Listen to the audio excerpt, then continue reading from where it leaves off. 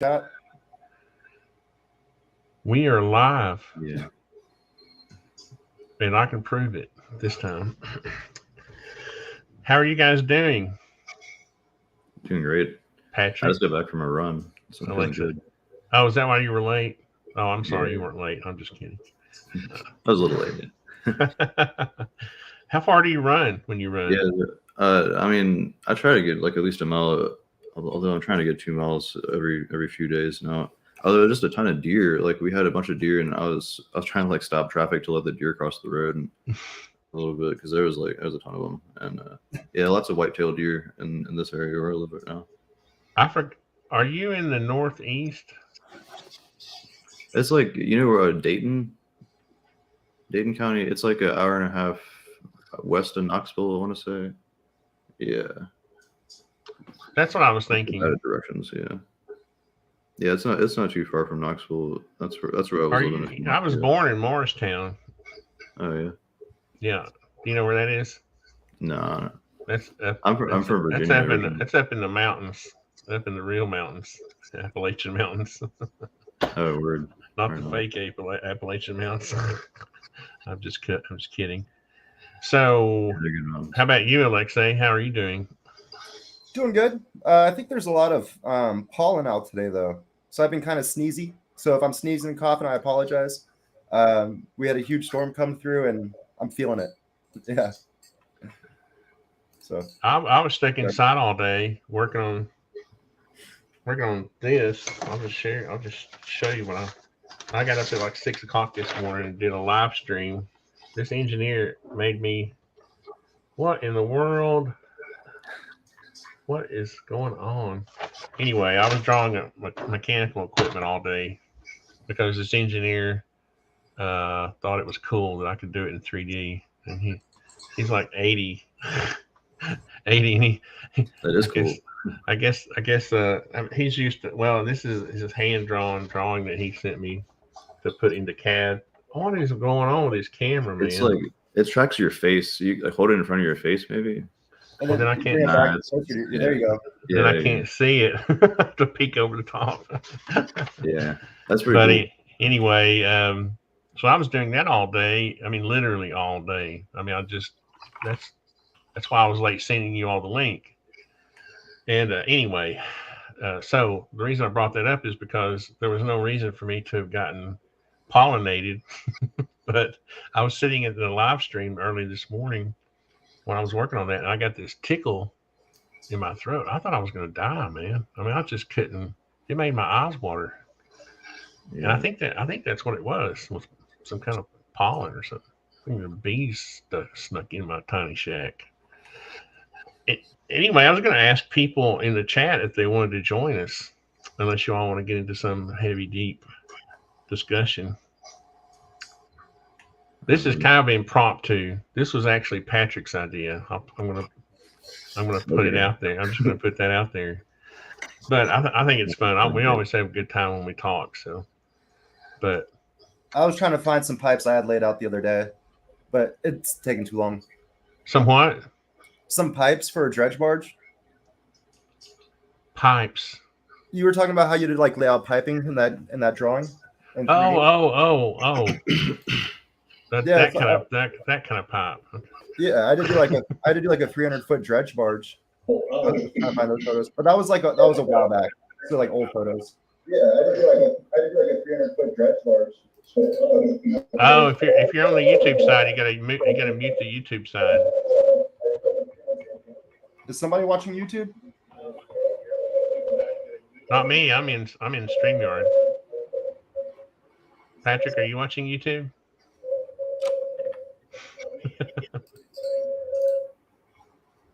Hmm.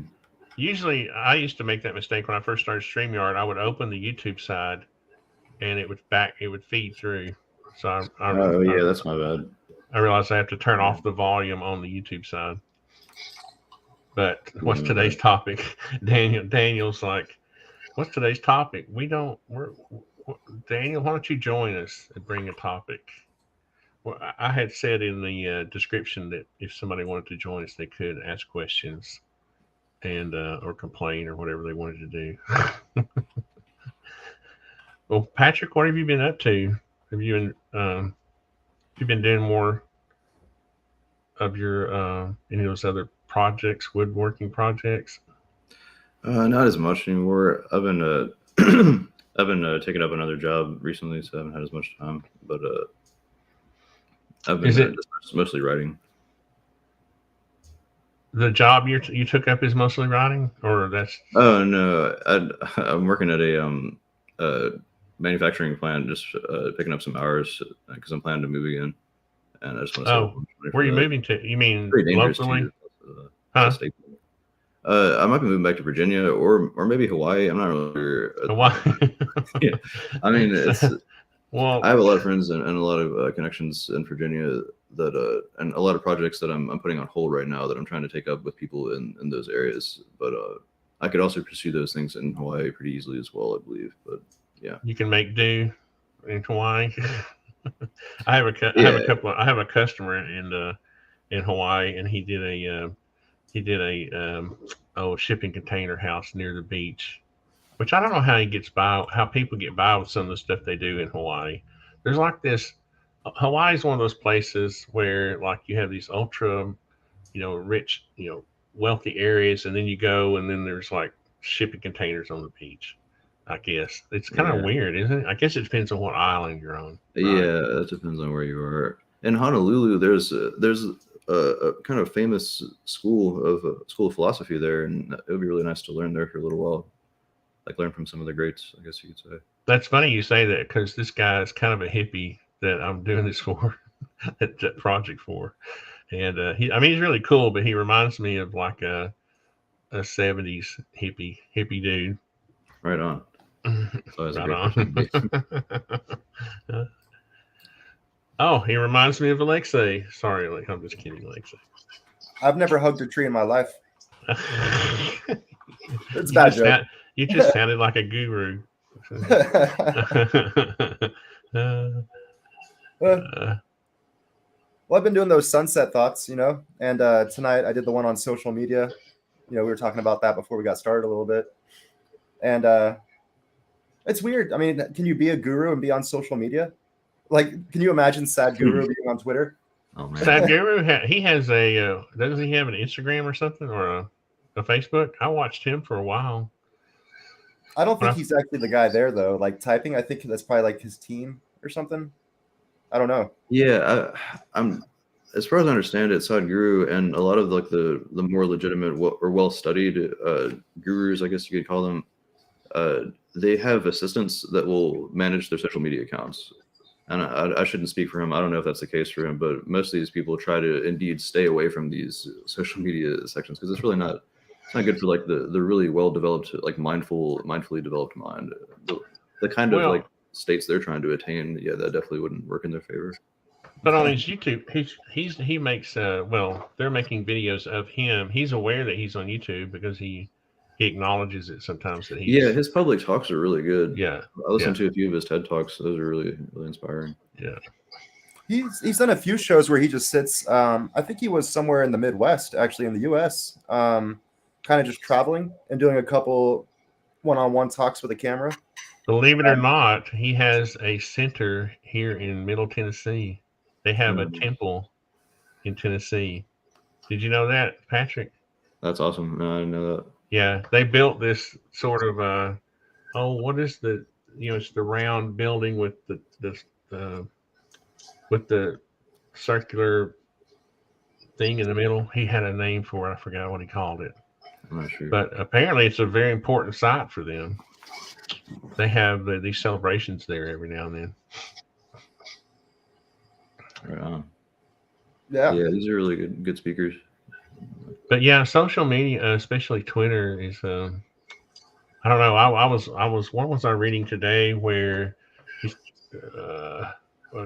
Elon was saying he was going to make it so that people who published articles could charge for them, and they charge for this and charge for that. And I was like, if you start making this a paywall, that's going to be an easy one for me because I'm not going to pay to see, treachery every day. But I mean, what is your, as far as social media, as far as Twitter goes, is your all's experience? What would you say? Is it like one out of 10, 1 to 10? What would you rate it? Rank it, Patrick? I mean, I don't use it as much as I use Facebook. I don't know. Maybe I should move more to that site.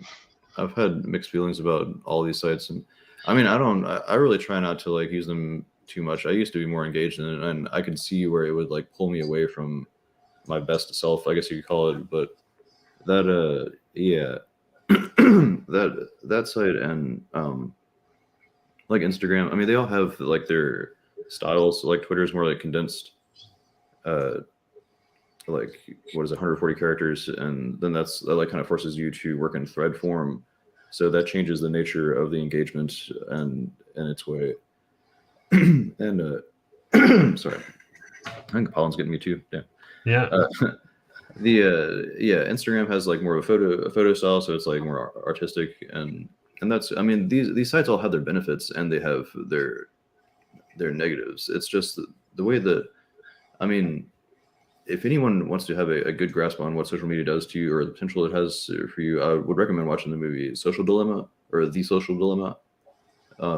This really dramatizes just how serious these things can have an effect on us, especially in our youth. They portray a 12-year-old girl who is checking feedback from an image that she just uploaded of herself, and she has like 10 likes and 10 compliments, and then the 11th one was somebody making fun of her ears. They're like an ear, elfin ear or something like that. And yeah, she definitely was completely like destroyed by that. Like that completely like ruined her day. And so she got self-conscious, started like changing her hairstyle to hide her ears. And so like these things have a serious effect on us. They have the effect of showing us what we want to see, and also showing us what we'll engage with. Like that seems to kind of be the model there. And in the movie, they depicted like creating a little voodoo doll of you, like a voodoo doll version of you that it can like manipulate in certain ways based on what it learns about your personality. And all the stories where we're seeing where these algorithms will like learn what you like before you even realize that you like it. And there was one where like it recommended a young woman get like abortion medicine or something like that, or some kind of like advice to see abortion clinic or something like that, because it knew that she was pregnant before she was pregnant or something like that. Yeah, I don't know why I said or something like that, but yeah, it's really interesting. These are really interesting tools. They're very useful for engagement, and I try to limit myself to engaging with them just for sharing what I'm trying to work on, and keeping up with people that I very much value in my life. It's hard to like know where that line is though, because like you can feel where you have that balanced, and you can have that in control for a few good months, and then sometimes you can still end up like doom scrolling or whatever. And so yeah, I still don't exactly know how I feel about it, and that's the case for Twitter, and that's the case for all social media, I think. My problem really with a lot of the social media is that I'm opinionated, like, but I feel like that people should say me, if I have an opinion about something, then that should be accepted, and I should accept their opinion. But what happens is on social media, people are so used to groupthink that a sort of an opinion that doesn't follow the groupthink is attacked, right? Right. And so it kind of makes it not that enjoyable. Back in the day, you could sit and have it like Alexei and I were debating, the time travel before you came on. I was like, nope. And he was like, yep. I was like, nope. I'm like, yeah. But we didn't get mad at each other, That's hard to do. You don't see that much on social media. It's like all out war or nothing, That was one of the points I made today in the video, was that it's like people would never interact like that in person, but you see all this nasty stuff on social media, and yeah, I don't think you would normally see it. And it's the end results. Like, okay, let's say I gotta be a little philosophical here. So everything's growing from the earth, And now humans have made the social media, they go onto that. And what I'm trying to get at is it's the end result of everyone's thoughts that are like the furthest thing away from the common oscillator. Because the one thing that harmonizes everyone is Earth. And right now the digital world is the furthest thing disconnected from it. And so people aren't even like being real people with each other. You know, like I said, I don't think people would act like that in real life. Yeah. Absolutely. The thing that comes to mind came to mind when I watched your video was this, like, I keep seeing this whenever I see like the laugh reaction, you know, like or on Facebook it has like the little smiley thing or like multiple emojis that you can select from, and one of them is like the laugh react. Well, that's meant to be used as like to show that you are amused by what the person is, or like it's a funny meme or whatever that you're signifying, but what it's being used in other cases is as mockery. Like it's like you're laughing at what the person is saying. And especially so sad in Facebook, believe it or not, there's actually like really good philosophy pages, like really good places where you can have genuine deep conversations with PhD philosophers. And this is the case for other sites too, but I just want to give props to like the groups that like Philosophy Matters. That's a big one, and I recommend that, and Philosophy Studies as well. It's still really sad that like one. Yeah, it's a fine. No, I was going to say that I think that's important because, you know, everything has its pros and cons, right? And so, like you're saying, there's good groups out there. It's challenging to know which ones to be a part of and not in a way. But I think it's pretty easy to tell if it's toxic. Like, you know. Yeah, you can pick up on that quick too, and it takes a little practice, I guess, to know. But once you're pretty well studied, or once you know your field well enough, you can tell. I mean, there's also like the ill-natured aspect to it as well. I mean, when people, like with the pages that I just referenced, that's pretty much like a 1 in 10 of the comments based on the things that I post in those pages. I'll just take sections from the books that I'm working on and like post them on their pages every now and then and see how that goes. And a lot of times it's very constructive feedback from that. But sometimes you will get that laugh react. And what that reminds me of is, or it just gives me an image of a person like coming up to you on the street and like overhearing your conversation as they walk by, and they're like, ha, like they just point at you and they just come up to you and laugh in your face and then just run off. Like, you know what's funny though? You never see that in real life. You know what's funny though, Patrick? I don't know what any of those memes mean, any of those emojis mean. So isn't that funny though? It's almost like if you don't study social media, you probably do better if you don't study. Like, because some of the memes or some of the little emojis, I'm like, what the heck does that mean? It's probably something to do with, you know. Yeah, you wouldn't like Reddit then. Yeah. I don't know. I gave up on Reddit 2 years ago. Yeah.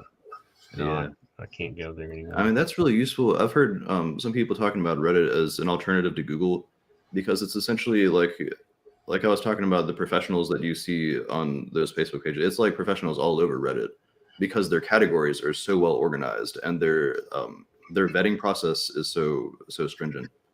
Vetting process? Excuse me? Sorry, on Reddit? I guess it's like yeah. It's yeah. I don't know. Maybe we use the word vet differently. Yeah, maybe that is what comes to mind, because it can be seen as like, I don't know, not like leading to communism or anything, but like just overly categorized, but also like that works in your favor kind of thing. You know what I mean? I think Reddit is a good example of is probably the worst case of tribalism I've ever seen, because they have that little karma. They have the karma thing, and if I literally had people, some of the videos I posted that did okay on YouTube, I posted on my, and there were like people ganging up on, and voting it down voting. Yeah. And I'm like, what is going on? What in the world? And it's just little tribes of people wandering around. Yeah, so that's why that would be considered like an alternative to Google, because if you're using it just for research only, it would be good to see like if it's a philosophical proposition or if it's a scientific like biological proposition about like life extension or something like that. Say you have like 50 people saying this is not legitimate. I've done a ton of other research and check my profile. I have a PhD in so and so or whatever, and that is kind of like another way to do research, I guess you could say. I wouldn't think there would be that many PhDs on. I'm not. When I think of PhDs, I don't think of Reddit. I'm sorry. What? Oh yeah. I mean that would just be the argument that I'm hearing put forth at the moment as. Oh, really? Yeah, I would say the percentage is pretty small. I would bet good money on that. Yeah, definitely use Google. Like that's what I rarely ever use Reddit, and yeah, Google and As far for ChatGPT. you mean for yeah, I was going to say lately for the past I don't know 6 months or so, it's been ChatGPT for me.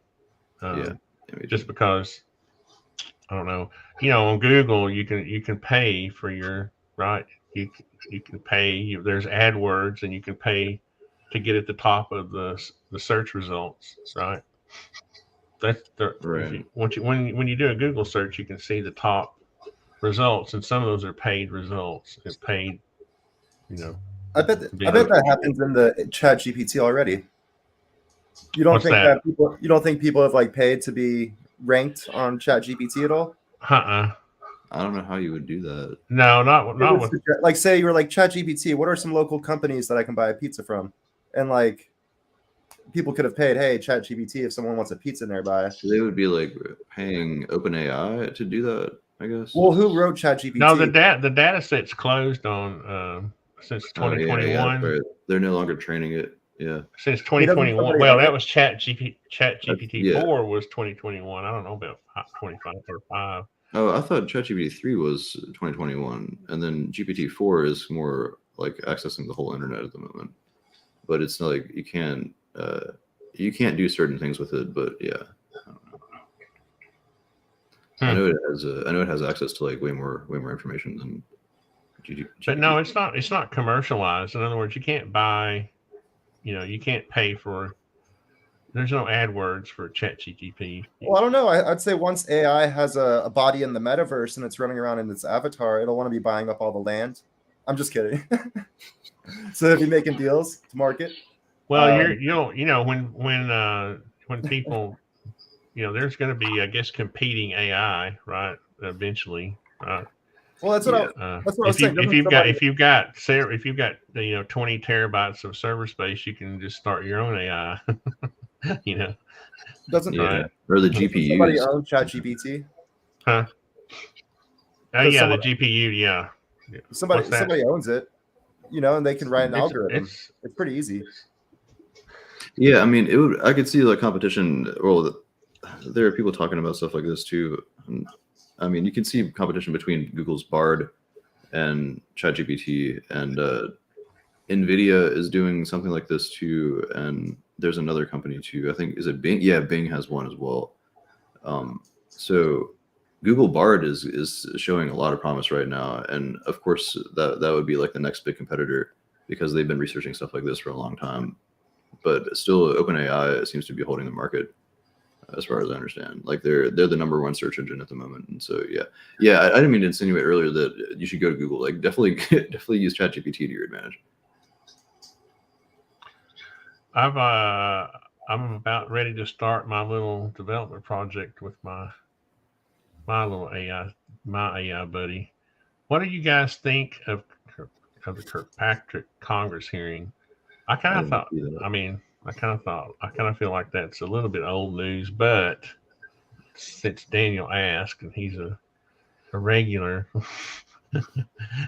um, I mean, I didn't. I'm a bad person to ask because I never, I got in trouble back when the office was first opened for saying that not to expect anything out of it. So I'm definitely pessimistic when it comes to that whole process.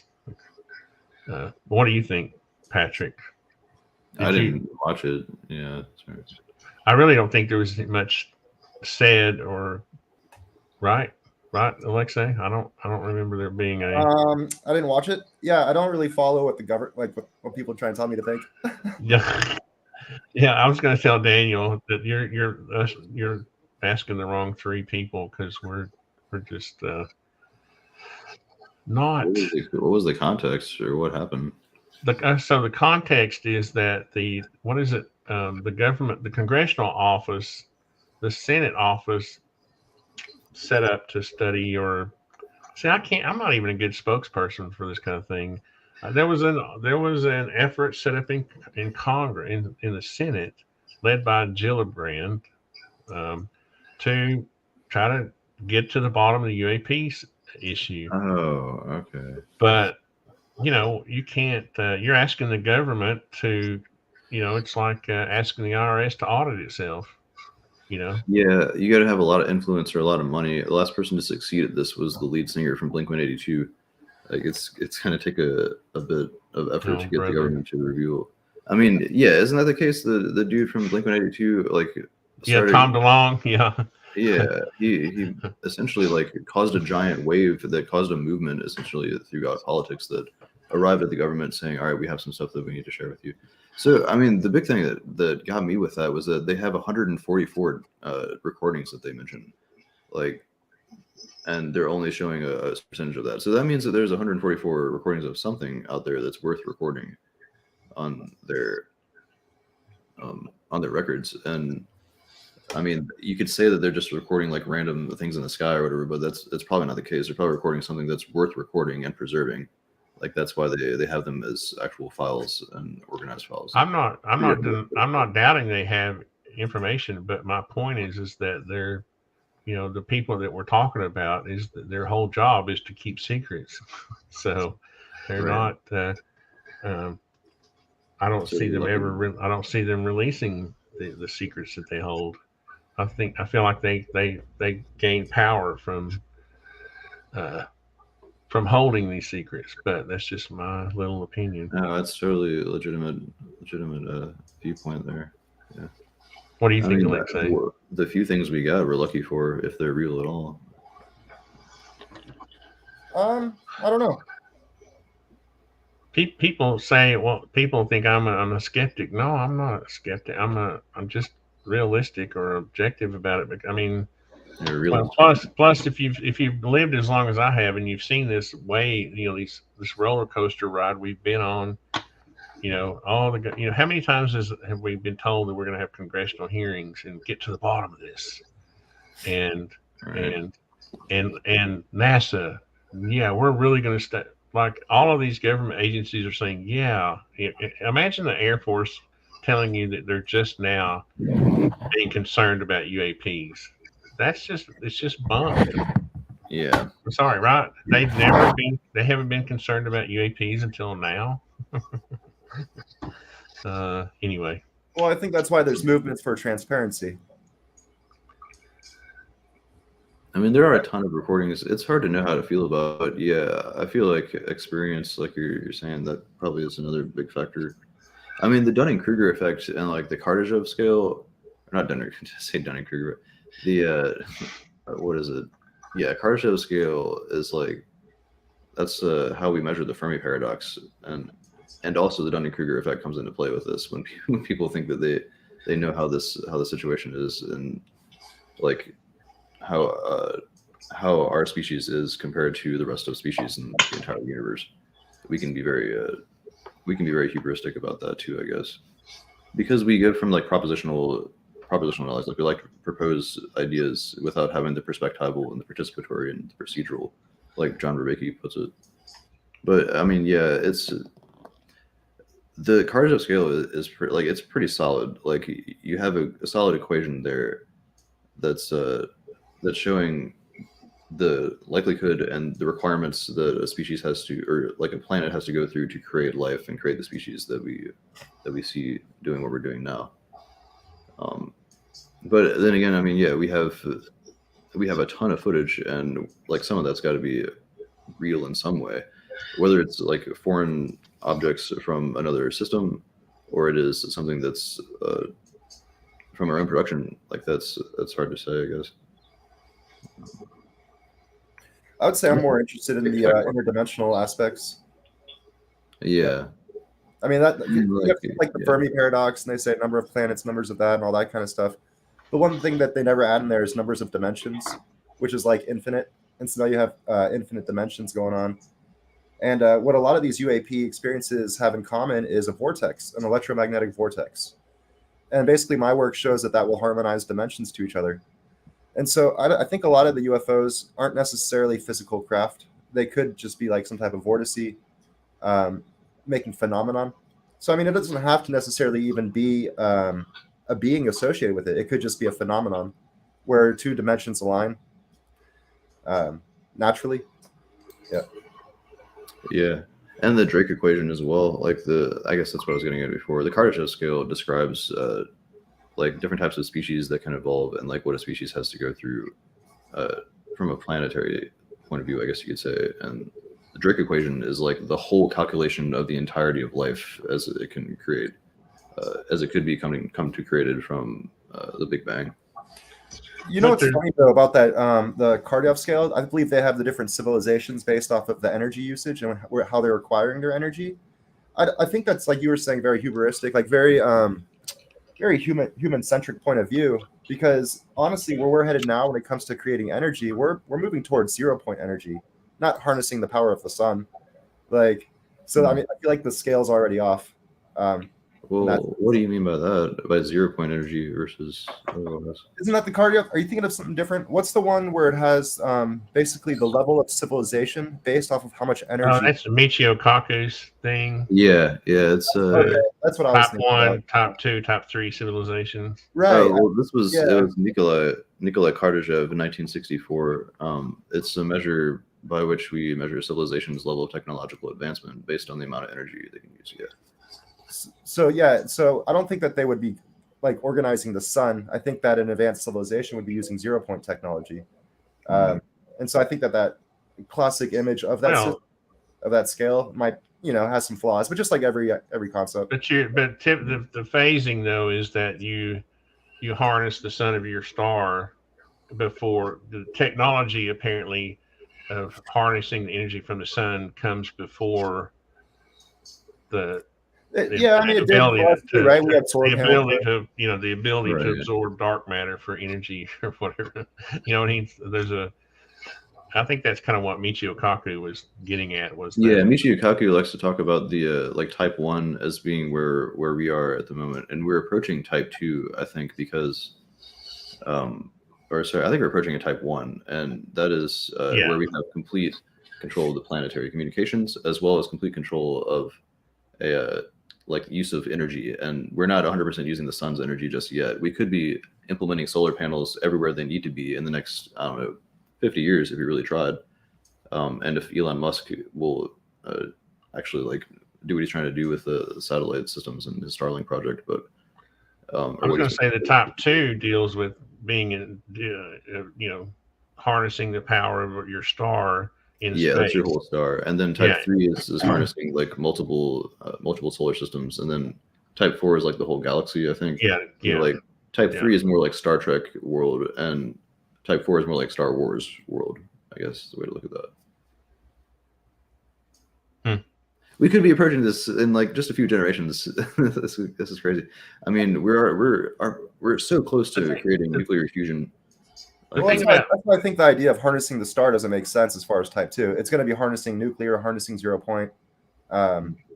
It's a good image though, a good concept. But like, but the reason I went kind of bucked that idea though was because if you have the technology, you're kind of skipping a step. If you have the technology to harness 0 point energy, then you're kind of avoiding that big giant star in the sky. That's what I was getting at. I don't think that it's an accurate. I don't know. Who knows, right? But I don't think it's like 100% accurate that you have to have this big circular thing completely encompassing the sun in order to be a type 2. I think that you would have 0 point and you wouldn't be building these big like structures. I think you'd be smaller about it. You'd be more leave no trace behind kind of attitude.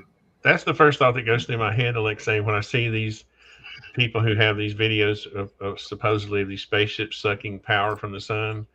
I'm thinking, if the ship got here, if it crossed a galaxy or a star system or whatever, it probably doesn't need the power, the power of our sun to right. It's I don't know, maybe it does. But I don't know what they're running off of, but yeah. I'm just Well, I know they'd be using, in my opinion, they'd be using like 0 point technology. Something manipulating gravity for sure, right? Yeah, they both do that together. Yeah. When you get 0 point, you kind of manipulate gravity. Yeah.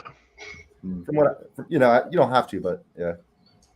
I mean, I've heard many people talking about this that definitely seem to really have a strong grasp of the physics underlying it, and that leads me to believe that this isn't going to be too far off. I mean, I like what Donald Hoffman is putting forth with this applying to like the idea of consciousness as well, and like how physics can lead to existence in our perception in general, and the idea that it's not just like that we see just a sliver of the electromagnetic spectrum and that equates to all the color spectrum. Like we know that's pretty limited, but he's saying it's like we're basically in a headset, and it's very much like very much out of what's actually real. Like the ontological reality is very much separated from the epistemological reality that we encompass in these human vessels, and it's hard to really put that into words, I guess you could say.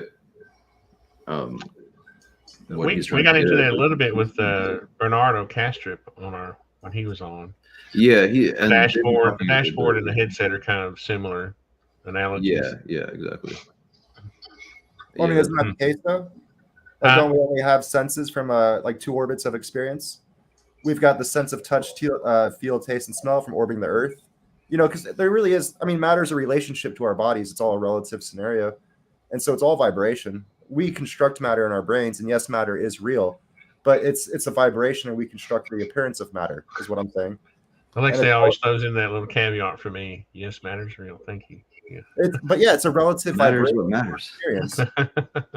But yeah, so it's a relative vibration, and we get orbits from orbiting the Earth, or experiences, and we get them from orbiting the Sun, and then we get our sense of time from the greatest inertial reference frame of infinity, and so we basically have 3 orbits of experience that we get all of our senses from. But humans are the worst at this. Okay, they're the worst at if they don't have the full answer, they just make up whatever, right? They just imagine something totally, you know what I mean? Because I still think that even consciousness is a physical. I mean, inside this realm, it's a physical attribute. It's a physical thing, right? So it was a physical connection that we were given to our maker or the spiritual side, or whatever you want to call it. That's what I think. I like to stay grounded, because it's just like with dark matter or dark energy, right? Where people are going insane because they don't know what it is, so they're skipping that step. We're just skipping the step of seems like sometimes of just digging in and trying to figure this thing out. We just skip that and we go straight to consciousness. Is that we're living in a hologram, or we're living in a simulation because we can't figure this out, right? I mean, that's the way that's my impression. You know, and regarding the evolution of species as far as on a universal scale. Earth, I still like the idea that, Earth is a late bloomer. So a lot of these civilizations could have already evolved and just died out, right?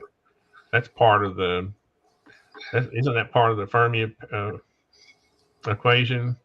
Or is it the other, because Earth is a late, that's right. Earth itself is a late, it's only 4.5 billion years old or whatever, right? Yeah, and for us to have the form that we have, we would have to get hit by an asteroid too. Otherwise, we would be like dinosaurs, most likely like raptors or something like that, which is kind of hilarious to think about. Yeah, there's like multiple requirements to produce that kind of intelligent life, and we don't know that like if we had stayed as dinosaurs, that would yield the kind of consciousness that we talk about and experience either. Well, that's where I think convergent evolution is fascinating, right? Because you can have 2 species, and then based on their environments, they converge to kind of look like the same exact species. And so I think if that giant meteorite never came and took out dinosaurs at the KT boundary, was that 65 million years ago? I think if that never happened, then they probably would be some type of convergent evolution in that kind of, because it's all about, in a way, this almost goes back to Matt Levine. I think it was that guy's name that talks about the what was it called? What's that word with the spaces? The morphetic space, or morphogenic space. Yeah, do you know what I'm talking about there? Where the bodies will take shape of the environment. Oh yeah, that's like what Michael Evans is talking about, like morphogenesis. Exactly. Yeah, and morphogenesis is really cool. And so through morphogenesis, I think we'd have convergent evolution ultimately. Yeah, that is so cool, man. I've been paying a lot of attention to his stuff lately. That is a whole new field. Like Kurt Mungle said, he's probably going to win a Nobel Prize, and that's definitely going to happen in the next few years because what they're doing now, like they're doing mad scientist research and like really really crazy stuff with like planarians and like microscopic organisms. And like one of the things that blew my mind was the example of the slime mold and and we're talking about vibrations as being fundamental to the emergence of consciousness and just like general life. Dude, the slime molds with like a single cell organism will when it's put into a glass petri dish and it has a glass bead at one of the ends of this dish, it will perturbate the ground and it'll vibrate the ground to try to like find what to go to, and it just goes to the first stimulus. So if you think about this, like it goes to that bead. So when you think about that as like from the what is it, like using this word impetus here, like the impetus for life and the desire or like the underlying will for life to begin emerging, that is clearly a very very simple base rudimentary form of doing that. Like it's propagation and perturbation of the area. So trying to vibrate and send out, I guess, waves, you could think of it like to interact with anything in the environment that's available to interact with. Well, you could imagine if it wasn't a glass bead and it was another cell, that other cell would also be doing something similar, right? Yeah. And so then you have like autopoiesis. Yeah. Well, and this is a little off subject, but you all made me think of this when you were talking, and that is the people who argue that artificial intelligence can become conscious, right? That you've heard these arguments, right? People think y'all are both quiet, but you've heard this argument, right? Oh, I don't think it'll be conscious. I think it'll mimic human consciousness and human awareness based off of right now what we're doing is creating a whole bunch of if-then statements. I guess my point is that AI is based in a computer, right? It requires a computer to operate the artificial intelligence, right? It will always require some sort of machine that has hardware, and so it's not hypocrisy, but it's kind of a contradiction for when people say that. And I'm kind of going back to something I was arguing earlier. Is that somehow a computer with artificial intelligence can become conscious, but when we talk about human consciousness, somehow it's somehow out there, and that it's not physical. Does that make sense? That's why I would say it's not conscious. Well, you were jumping ahead, Alexei. No fair. You were jumping ahead. All right. Don't you know what I mean, though? I mean, there will be people who will argue all day long that, we have to be careful because artificial intelligence will soon be conscious. It will take over the world. But then when you start talking about human consciousness, oh no, it's magic. It's special. Well, I made a video about that the other day. I mean, the human body evolved to naturally existing flows of space-time. That's why we have the ears, the eyes. That's why we have everything we have, and we see matter as it is. And so, from my understanding, my beliefs, right? I believe that human conscious and awareness is controlled by tidally locked vortex of the fifth dimension. And so, right now, by creating codes that are if-then statements within computer chips, they'll create something that will resemble human consciousness and human actions, but it won't be sentient. It won't actually be conscious. The way to make a conscious AI is to basically create a system that creates a tidally locked vortex within the fifth dimension. Now you've got conscious. But the whole reason that people fear artificial intelligence is because of this idea that someday it will become sentient. To explain just a little bit more, like we've got the 6 brainwaves, delta through fast gamma, but typically flux from delta to beta. From what I've seen through my research, basically it's the superposition of our brain harmony throughout the day. And so there's like these spheres that orbit regularly and they cancel each other out. I have drawings of all this stuff in all my books. But so you have the conscious spheres that are creating the superposition of our brainwaves. And that's why we get the fluctuations of delta, through beta. Which are primary to our experience of the universe. And that same vortex is basically what controls our breath, our heartbeat, the hydrogen atom, the precession of the Earth. And so for a computer to become sentient, well, you gotta create a tidally locked vortex of the fifth dimension. Yeah. Right. That's But amazing. it's missing the component that links our physical consciousness with our creator, or that the Well, that's life beyond. That's what it will be missing, is that spirit or soul or whatever. It I don't know. it can become you'll be able to it will be able to fool humans into thinking it's sentient, right? It will become so seemingly aware that you will assume it's sentient, but deep down it's still just a machine. I don't think so. I think once you have that fifth dimensional tidal locking, you've created sentience. Yeah, you've Now, pulled see, out. this is where we disagree, because 0 point. I think ultimately the creator is is in control of who gets, like, who like you obtain. I think you obtain that spirit or soul when you're born. When you're right. I don't think a machine will ever be born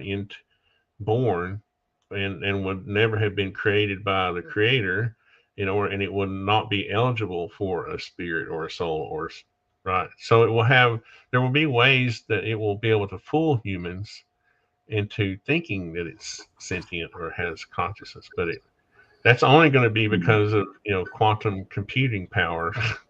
So I guess this is where it would be relevant to bring up the idea of Native American animism. Well, can I just say one more? Let me finish that thought. Just one more thought, sure, okay? sure.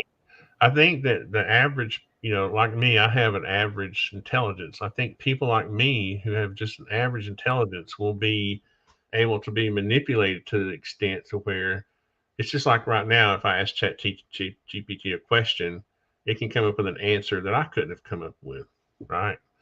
And so at some point I will be so impressed with that, maybe I will assume that it has power over me, or it has, you know what I mean? It has some sort of power or sentience or conscious level. But I don't think it will ever be eligible for one, for a spirit or a soul.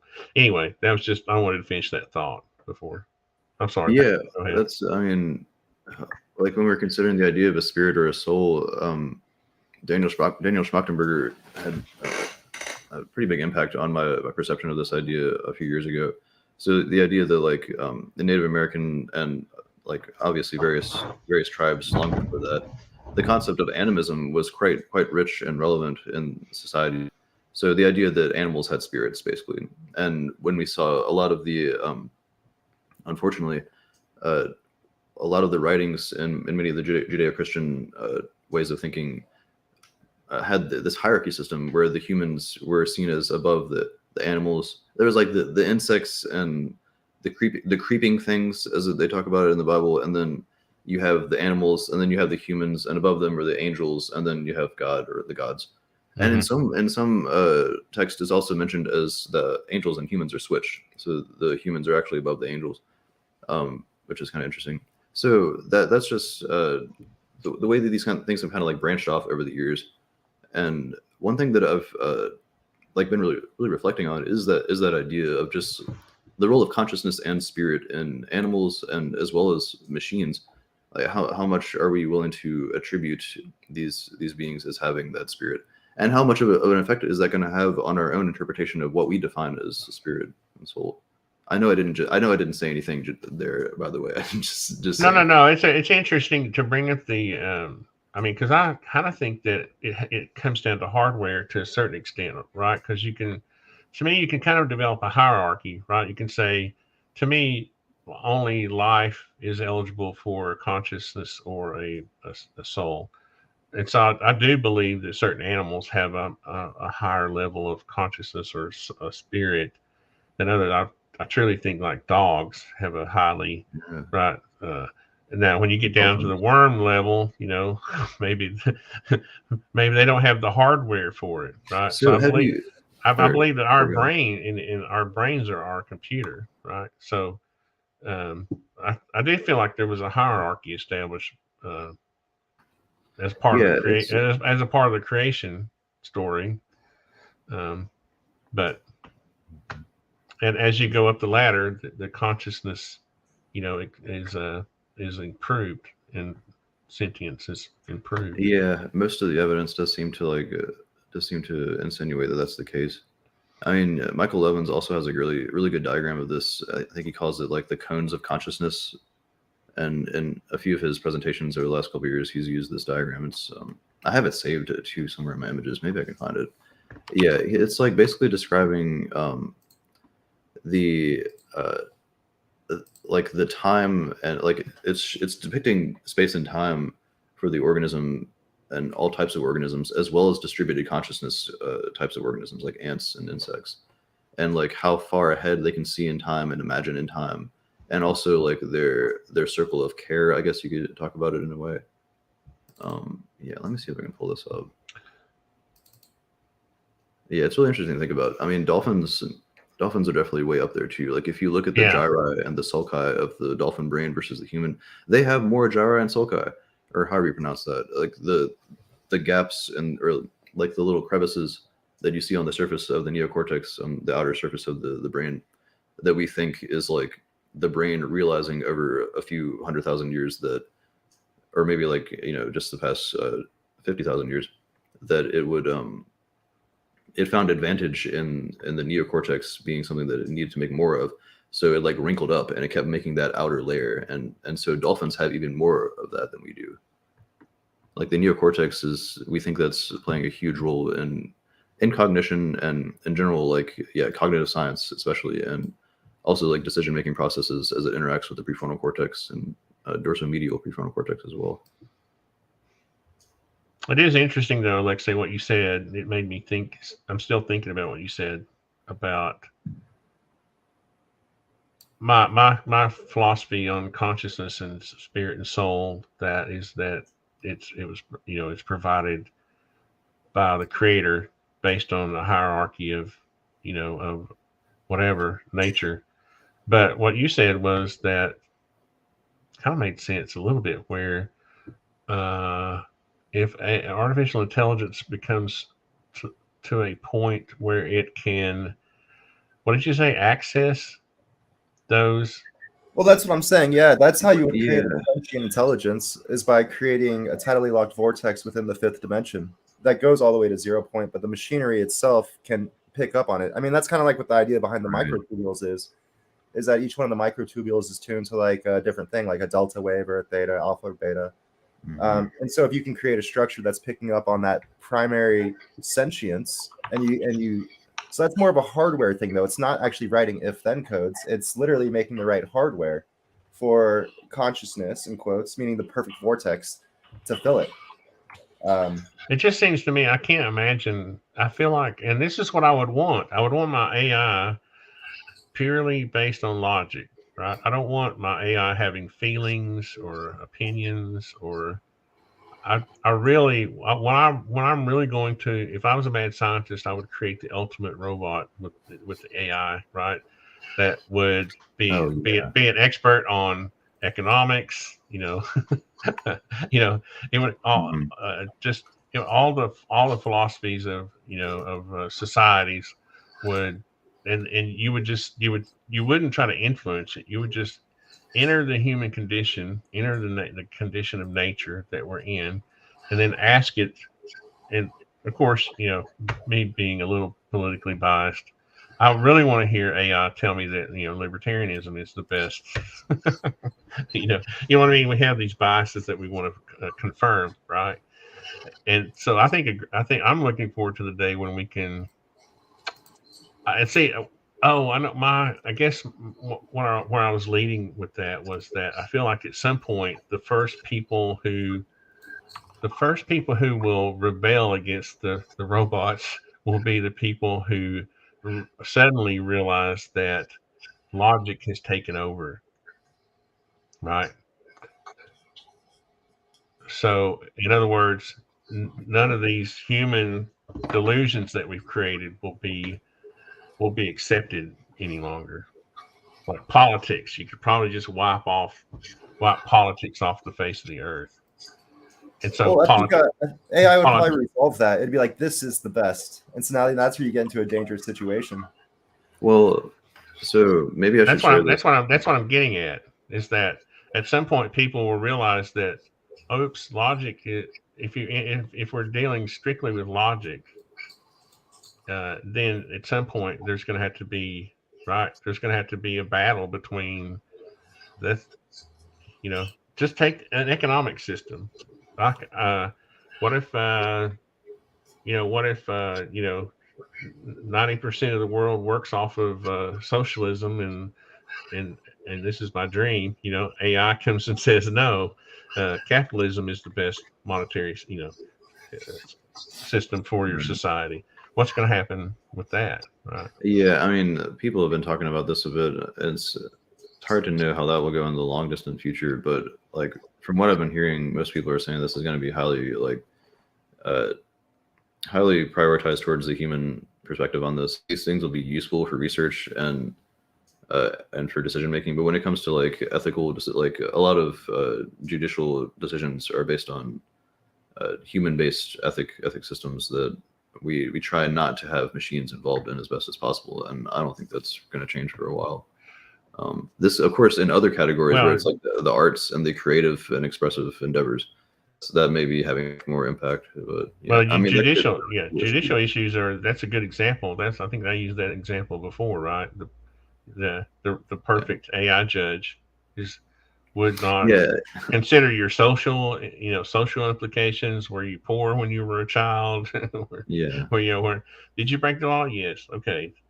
The law says there was like this much jail time. Yeah, there was like an episode of Futurama where they had they had like a robot judge, and they had to like go through many days of deliberation or something because it just kept running into like paradoxes or something. So I guess let me share my screen if you don't mind. I found this image from Michael Evans' depiction here, and it's really spot on. Although I don't remember how to do that. Do I have to request it or something? You do the you invoke it, and I put it up on the screen. Okay, I'm on the page now. Did you say present? Did you click on present? Oh, it's present. Okay, that's what I thought. Share screen. Yes. Okay. Yes, AI wars. That's my prediction. There we go. The different AIs will be fighting amongst themselves for control of the internet, control of the interwebs. Oh yeah. So this is what Levins is talking about here. So the idea is that here we are. This is the human perspective. So basically, that's depicting like we can see far distant into the future and also distant into the past, and also we can be conscious of our body and our microenvironment and our territory and the planet we occupy. But that circle of awareness and also possibly circle of care can be expanded, and he's kind of like left that open there. So like that's why he's had this as the distance from the organism itself. And what's the distance? What's that represent? Distance from organism. So that's like, I guess, what can be conceived and what can be like thought of and made aware of. So like dogs have that's very small for them, and they can only see very short distances into the future, but they have longer memory. And so for like something like an insect, it's extremely small like this, but for possible aliens and AI, it's like way out there. So they could be like, so I guess what he's saying here is like we can kind of like dip into the idea of being aware, like this is our awareness of the here and now, and like where we are in the moment, in the being mode, I guess. And we can like dip into the consideration of the body or the microenvironment or microbiome, I guess you could say, or our territory, like the map of the environment that we have, and also the awareness of our planet, and make like planet-based size decisions and be extremely ethical and responsible, and really have a lot of consideration on that in that regard. But that's hard to sustain for a lot of people, unfortunately, unless you're taught to do that from an early age. Whereas with possible aliens and AI, we see that they pretty much could have all those bases covered, always in consideration all the time. And well, that's where I talk about the concept called line of sight. And depending on your line of sight is your conscious awareness, basically, and so it would be the size of your cone.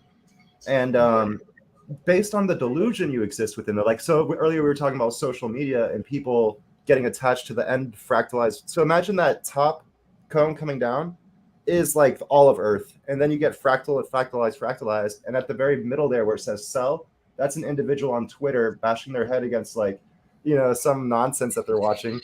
So it's like the end result of all the fractalized distortions. But like, so at the biggest point, you would have the biggest line of sight and the ability to encompass all the different environments in a way. Right. Yeah.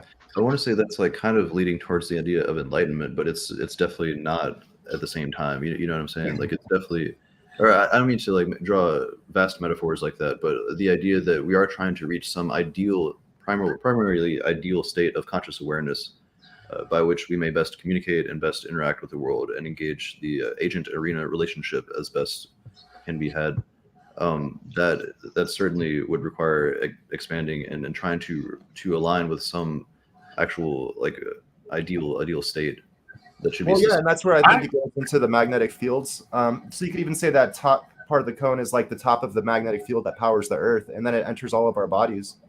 And when it comes to meditation and things of that, they always say like, encompass the greatest vortex or greatest flow state, and that would be that of the Earth's. And so you could do that naturally, consciously. You don't really need all the technology, and so that's how you connect to like the Akashic record, universal mind in a way. This drawing actually does like a really good example of that. Yeah. Right on. Yeah. All right. Yeah, I'd have to look into that a bit. Yeah, that's really a really interesting way of thinking about that. Yeah.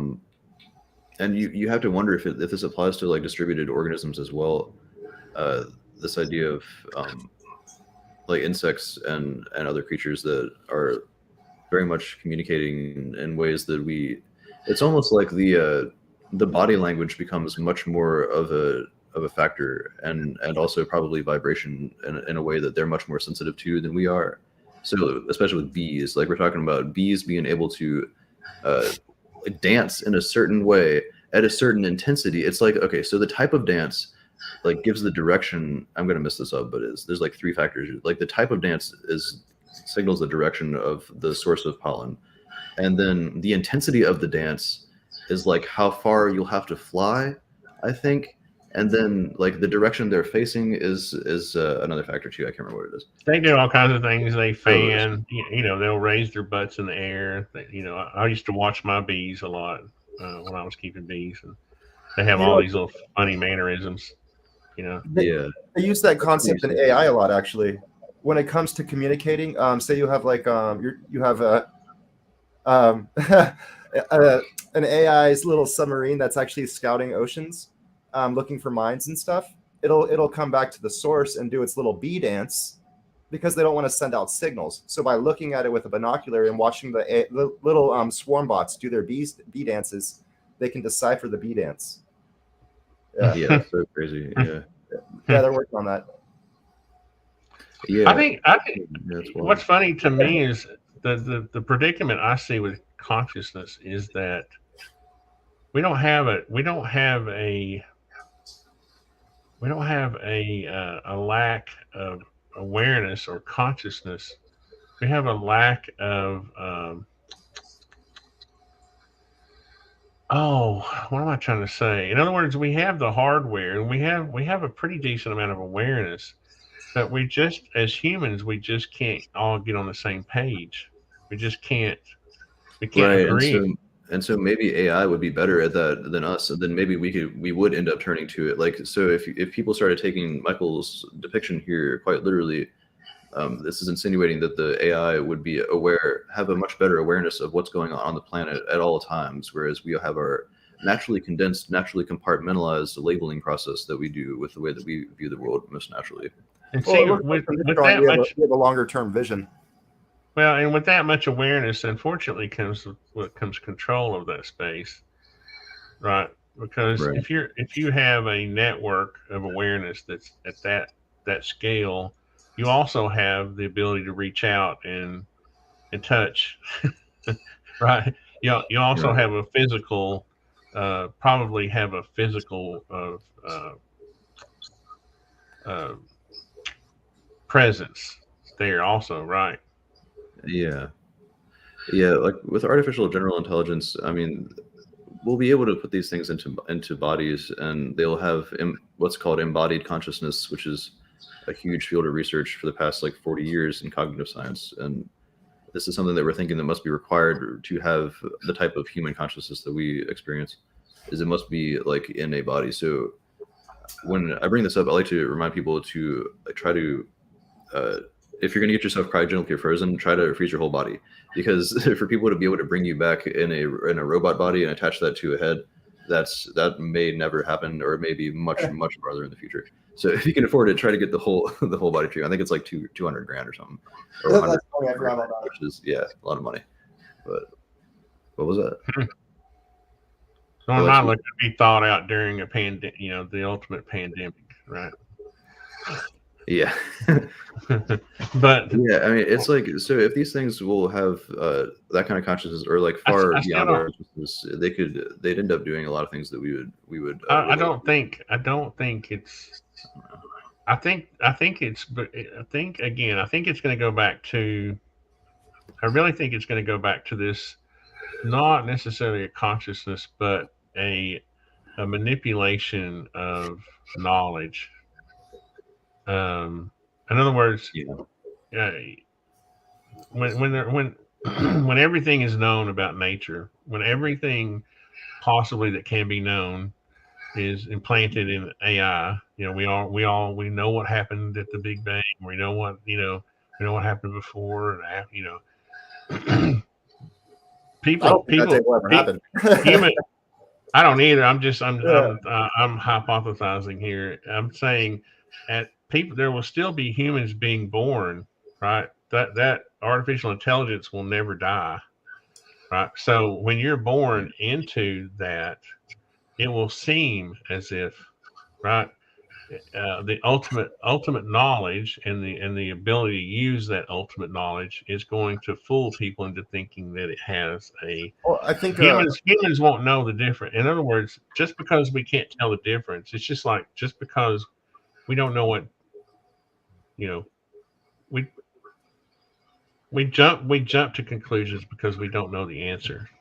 Well, and that's where a lot of people don't actually have any experience. And how you always talk about like true learning comes through experience. Right now, I think that everybody just thinks that Google has all the answers. I mean, Google has a lot of answers. I'm not going to lie. It has plenty of answers, but it's not going to actually give you the experience of building something. And like, it's a completely different type of knowledge. It's kind of what I'm getting at. Yeah. It helps you acquire knowledge, and it helps you learn. It helps you. Yeah. It's a tool, right? So we still need to, I mean, like the ability to have these things, honestly, I mean, as crazy as things could get in the future, and the not too distant future, there are always going to be tools to our advantage. So there is a strong argument for really learning how to use GPT and large language models to your advantage, because if you don't, it's like you'll get left behind. Artisan, like for your business, you're already doing this. I see you doing this now, and Alexei, I'm sure you're doing the same. I mean, the idea that these are they're major tools that are going to be radically accelerating the kind of things that we're trying to put out into the world, and the projects that we're working on, and our occupations in general. That's going to be something that, like a boat that we all have to jump on. Well, I mean, I've learned every tool. Like I've learned how to do 3D modeling. I've learned how to use Google. I've learned so like it only makes sense to learn how to use the newest tools. Yeah. I mean, soon enough, you'll be able to literally speak in literally like Jarvis, talk to any program and tell it what you want to do. And so like Adobe Firefly is already doing this, like Adobe Photoshop. You no longer have to use a mouse and a keyboard to operate Adobe Photoshop. Do you realize how radical that is? Like how insane. I mean, I don't know if you've ever taken graphic arts classes in school or whatever, but that's a lot. That's a lot to learn, and a lot to go through, and a lot of time, like a whole lot of time in editing. So creative editing is going to be incredibly. So I mean, the question is this going to compromise our creative ingenuity and our originality with the ease of access to these things that we have? And there's an argument for that, but there's also an argument for it. This is kind of what I tend to lean towards, is it's going to make it much easier for me to express myself. Now I'll finally be able to align my music with my science, with my philosophy, with my psychology, and keep all these fields and all these plates spinning correctly instead of just having to like prioritize one over the other because I don't have enough time in my life. I asked ChatGPT the other day, what was it? I asked something about, I said, based on the fact that there are a limited, the humans have a limited alphabet, and I was talking about English, right? I wasn't talking about all the languages. I'm saying there's a limited number of words. There's a limited number of, how many different songs could be written. I was trying to test ChatGPT, right? I wanted it to, well, it claims that there's still an infinite, it was practically infinite. And I was like, no, there has to be a mathematical, there has to be a finite number of songs you could write with the English language, because there's a Well, there's I a mean, finite, how long is the song, right? If the song you just add one more word every time, it just keeps going. Isn't language infinite in general? And then you have intonations. You've got numbers of words. Yeah, you've got all kinds of Yeah. things you can use. but it's still an equation that someone could develop, right? And there would be an answer. Oh yeah, I guess it would be a huge equation. I mean, the equation to like figure out the number of words that could be made in just one language would already be an enormous number. But yeah, I guess there is like a top to that. Yeah. Well, it's the same as shuffling a deck of cards. Like, I don't think the same two decks of cards or same deck has ever been shuffled the same. Like, a deck of cards has never been shuffled the same ever. Oh yeah, I play poker, and yes, you'd be amazed at. I've been the victim of that many times. No, I'm saying like it will never be the same. Yeah, it will. Yes. There's an equation. Yes. I mean, it's 54 factorial, right? Well, so is this touching on Gödel's incompleteness theorem? As much as like I shouldn't speak out of my wheelhouse, but yeah, like this is a really cool thing that Gödel came up with. What was it, in the 70s or 60s or something? The idea that there are things that are mathematically incalculable, or like the idea of the existence of things that are incalculable. Like you will be able to create mathematical equations that you'll never be able to solve. That must be true. And so he gave an example of this by giving the sentence. He said, try to disprove the following statement. This sentence is false. You see what I mean? Like you can't say that's true or that's false. Well, if you say this statement is false, am I lying to you or am I telling the truth? Like there are equations that exist like that in the universe. And so that equates to us having an infinity or things that are indeed going on for infinite and incalculable means. So what would be the question? How many different shuffles are there for a deck of cards? 54 factorial. And look at this. So 54 times 53. 52. There's 52 cards in a deck. Oh, whatever. So, okay, so 52 times 51. I don't know if you guys can see my thing here. Times 50 times 49 times 48 times 47, right? Times 46, right? So we're already at a power of to the 11. Okay, here I've got the answer right here. Okay, so it says the exact number of possible shuffles is given by 52 factorial, written as. Isn't that what I just said? Thanks for asking ChatGPT. This is a very large number. It's approximately equal to 8.0658 times 10 to the 67th. Times 10 to the 67 possibilities. So I don't think you've ever really shuffled the same deck twice. You know, you might have. Did that say 13.8 billion shuffles? Wait. Times 10 to the 67. To put this into perspective, if you were to shuffle a deck of cards every second since the beginning of the universe, estimated to be around 13.8. Oh, yeah. You would still not have it would still not to have exhausted all the possible shuffles. Well, the problem with that is when you enter humans into the equation, they're not capable of shuffling that efficiently, right? They're not capable of shuffling that many different times, right? Where's my dang remove button? Right, yeah, eventually, yeah, because that's not able to. So you enter the human factor in, right? Well, that's just the number of potential shuffles that exist. I know. I'm saying there's a digital deck of cards that can be shuffled by a computer, and then there's a physical deck of cards that has to be shuffled by a human. right? You can come up with similar shuffles Right. because just of the inability of a human to shuffle properly. Or even Right. if you had a robot shuffling this thing, the robot would shut down, or the cards would wear out and they would fall apart or something. I've literally had the same hand dealt to me. Now this is a different equation. 3 times in a row on the same at the same event at a table, and nobody believed it. And I was like, yeah, here Wow. it is. And so when I experienced that kind of stuff, of course I've played hundreds of thousands of rounds of card. Right, I've been playing since I was a teenager, and you just see the craziest thing. I'll get a straight. I had a straight flush one time. This was like 5 years ago. I had a straight flush one time, and I was like all in, and a guy beat me with a royal flush. I'm like, how you do that? How do you do this? How does that happen? You know, or I'll get a full house, and he'll have like I'll have two sevens and 3 10s, and he'll have uh, 3 10s and two, or you know what I mean? It's like it's the same cards as flip flopped or opposite or whatever. I forgot how we started talking about this. I think it was you were talking about how many different songs could you actually write. So, Yeah, I mean, that was it. That was it. there's more Yeah. than 52 words. So I mean, you could write a lot of songs. Yeah. I was what it was my sons compose music and write music and professionally, and so I was talking with Alex the other day. He reminds me of Patrick a lot. He's kind of a polymath, and and both of you guys, to be honest. And he was like, "Oh no," he said the same thing. He was like, "Oh no, there's an infinite."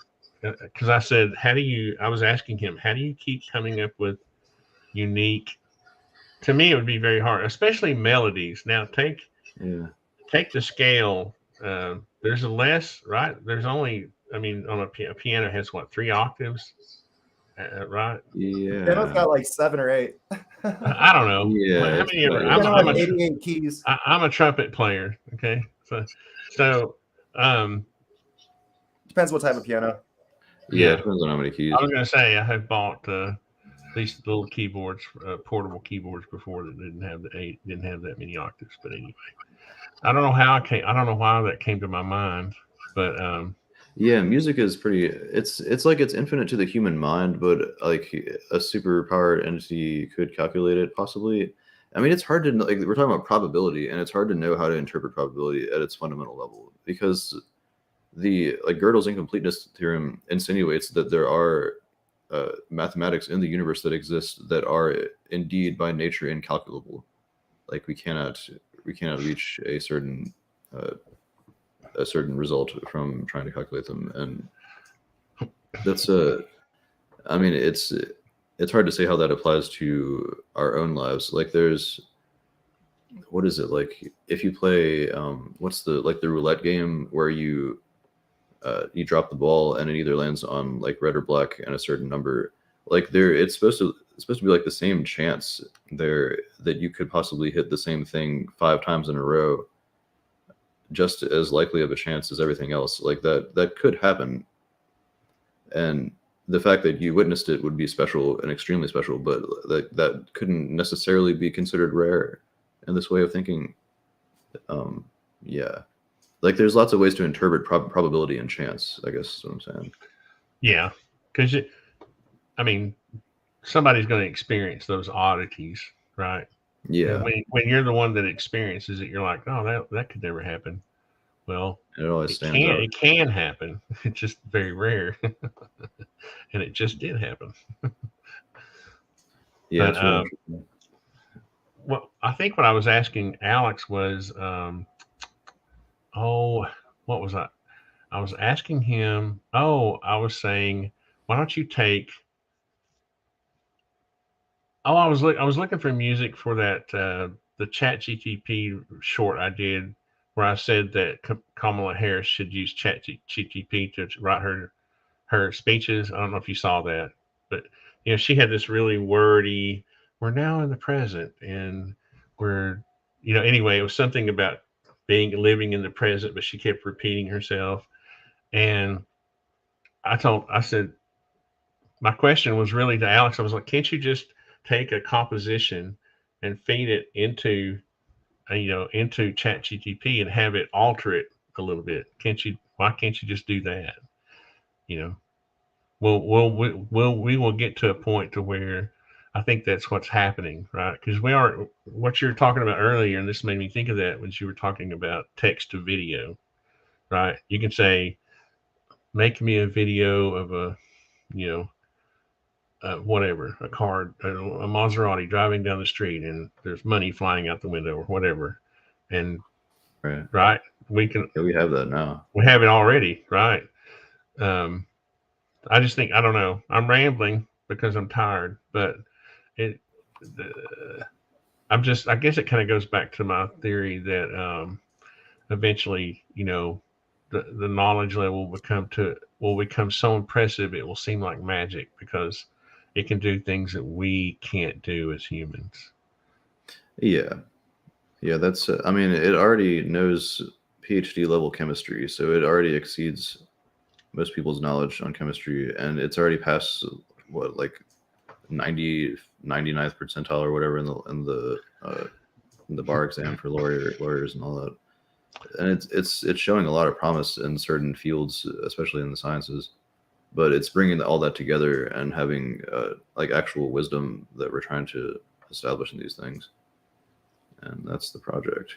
And the wisdom comes from experience. Yeah, it does. But what does that mean? Can you learn experience from everyone else's experience? Like the word integration, like integrated intelligence comes to mind there.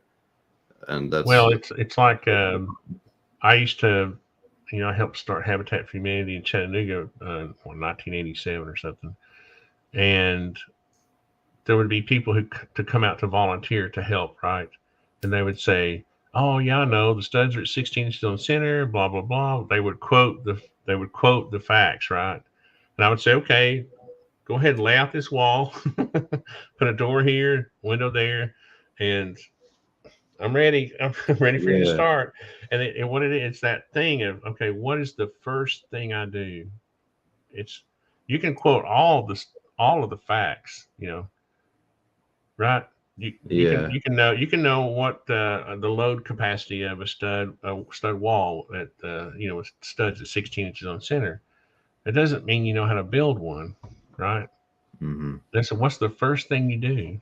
What is it? What is that first thing you do? Yeah. The first thing you do is you actually build the components for the wall. You don't actually just start laying out studs. You build it. Yeah. Right. So that's the wisdom. Well, the first thing I did was lay down blue tape on the ground where the wall would go. So then yeah. we touched it. Well, in Tennessee, we chalk lines with a chalk line. But, there you go. I just laid down a whole bunch of blue tape, measured out the whole job. But that the knowledge is knowing all the statistics or all the facts. Wisdom is the ability to take that knowledge and put it into action. Yeah, that's my definition anyway. Yeah, that's how I tend to define it as well. I mean, there's another cool image of that too, where it depicts like data versus information versus knowledge versus wisdom, and another one's like creativity too. I might try to pull that up too. Yeah, the word I keep hearing people talk about is integration and integrated intelligence. There, like it's like to learn all of this and to learn an artificial general intelligence that has like the broad sweeping ability to go across multiple categories and go across concepts as we do in our brains. That takes a lot of compute, or that could be something that we can get out of having a ton more compute or computational ability. And so that insinuates that we could just have, another million GPUs added to this thing, and then have that get this kind of general knowledge that spans all these different categories where it can jump from these things. But right now we're dealing with like AlphaGo. We just beat AlphaGo again because we figured out like the fact that it doesn't really realize what it is to trap stones or something. So we outsmarted that already. And so we're seeing like huge jumps and leaps as well, though I shouldn't say that that's not the case either. I mean, there's programs that are being trained on like political strategy games, like Civilization, things like that, and you can see that being used as an assistant in strategy forming later, maybe. And then that would like broaden connections that it would have to political opinions and like resource management and distribution of resources and goods and services and things like that potentially. I don't know. I'm just throwing ideas out. Well, I mean, we already know how to. We already know what we're doing wrong as humans, right? It's not like the ultimate knowledge. It's not like AI is going to change human behavior. Yeah. I mean, we know how to fix the climate. We know how to We know how to fix a lot of things. We're just not fixing them. We're not together. We're not. We haven't decided as a whole to fix these things. So all artificial intelligence is going to be that example I gave earlier. It will know how it can tell me how to build a house, but it can't go out and build one. Here's the image I was talking about. Until they get a bunch of Atlas robots. have you seen the Boston Dynamics Atlas robot? They've got him helping as a construction helper. Oh yeah. And he's walking on walkboards, and he's jumping, doing flips on walkboards. Yeah, I watched one where he put down a plank, like he went and picked up a plank and then put that down as a bridge for him to walk across. Yeah. I found that image I was talking about. I think I'm requesting to share. That's me, isn't it? Yeah, here we go. Yeah, this is my favorite version of this. Nobody knows where this came from, by the way. I've done a ton of searches, and everyone says that it just kind of emerged. But yeah, so as you see, like there's lots of data points, and then gathering information is like our separating of that data. So what that insinuates with these two colors is that it's kind of like binary thinking, like we're thinking yes or no, or we're thinking this or that. And that's interesting to think about when it comes to like just how deeply our biases run. Like it could be literally how we process information at this level. And then we have knowledge is like actually creating the connections between those. So the fact that comes after that could insinuate what I was just talking about.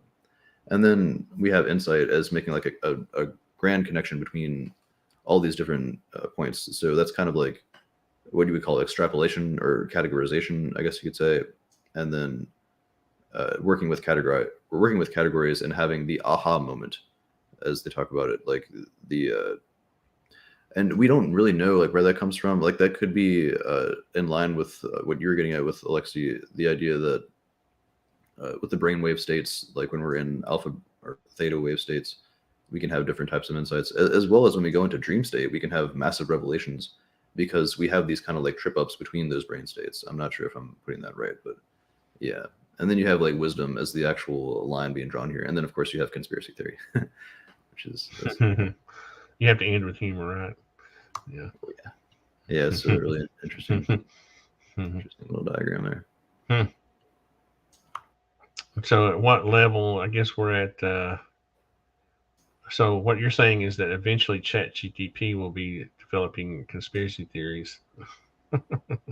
Yeah, I mean, that's like it can lie to you now, but it's like weird. I don't think it's lying. I think it's if you go back to some of my earliest chats, you'll see that it just made mistakes. Like I asked it, how many shingles would it take to roof a 4,000 square foot house?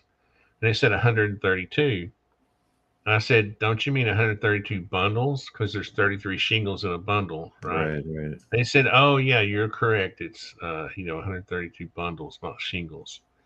So it wasn't lying to me. It was hadn't been trained thoroughly at that point on the like a year ago or whatever, whenever. When did it come out? I guess it's been out longer than I think it has, but yeah, there's like some kind of prompt you can give it where it can lie to you, where it like makes it okay for it to do that, and they're trying to work on programming around that.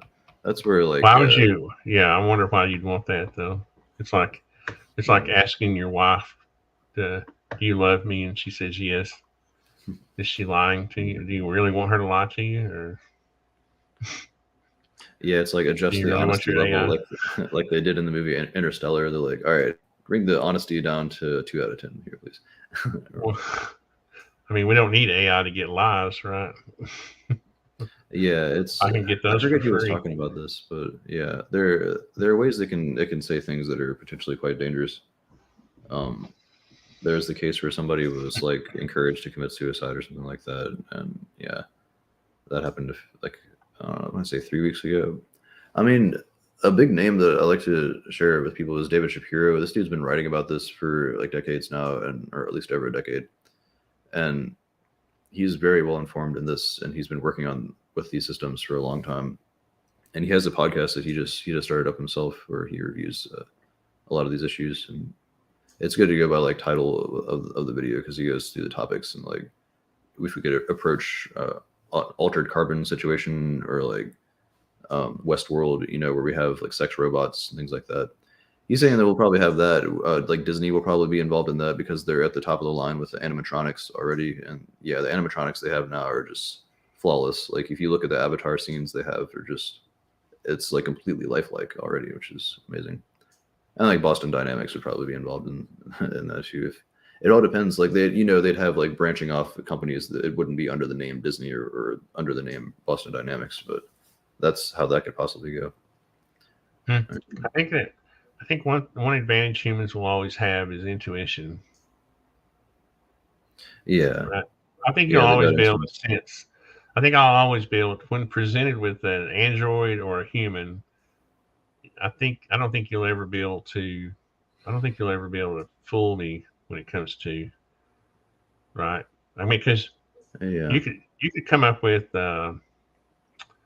There's so many subtleties just with like say an inside joke that you might have with your friend or something, and your friend's there with you, and you talk about you have that little inside joke with your friend. You're going to be able to tell, right? That artificial intelligence is going to be clueless, right? yeah. But That happens to humans too, a human though. could pick up on, yeah, but a human could pick up on it, I think, quicker than a. No, Yeah, you've sensed that. You've been around people and they're talking about things amongst themselves, and you're like, oh, that's some kind of inside joke, right? yeah. You pick up on it. I just want to say I only have about like 2 minutes left or something like that. Okay, yeah, it's Yeah. getting kind of late, but I'm trying to get out to the river. It stopped raining. Oh, right on. Yeah. But Yeah, well, I'm gonna hopefully be at a point to where in about 2 or 3 weeks I can share my little project with the AI. It's gonna be fun. It's gonna be fun. Tony GPT. No, it's artisanai.net. right on. Nice. Yeah, that'd be cool. I'm trying to replace my little my manual form with what I want to be able to do is just get on my phone and say, invoke the AI and say, today I bought 2 2 by 4s for this job and it rained and we were able to do this or that. Right now I have to go in and select the fields of the form, right? I have to manually go Right. through. We're going to set it up so that those fields are part of the language they use, and it automatically takes the data and assigns it to those fields and plants it in the database.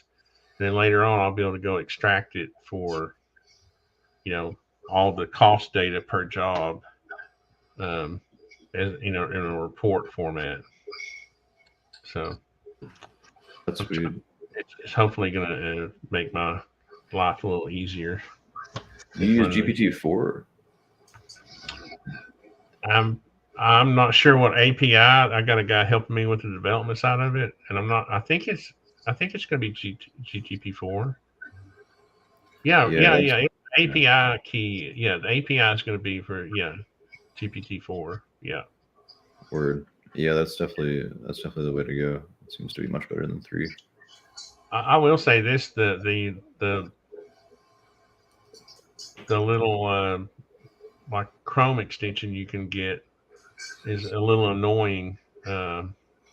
anyway, that's another story. It doesn't. It seems to have to some of these extensions for your browser. It's like it has to repeat the conversation over and over so it flashes. Have you seen that? The whole conversation will flash in front of your eyes and it'll just keep. Anyway, that's No, I don't think so. Try the Chrome extension sometime. You'll see what I'm talking about. Okay. Anyway, sorry, that was a rant at the last minute, wasn't it?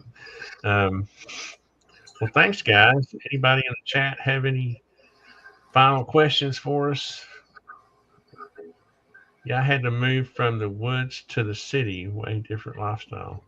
Yeah, I just moved back to the woods from living in the city for almost 50 years. So, all right, guys. Thank you. Thanks for the impromptu chat.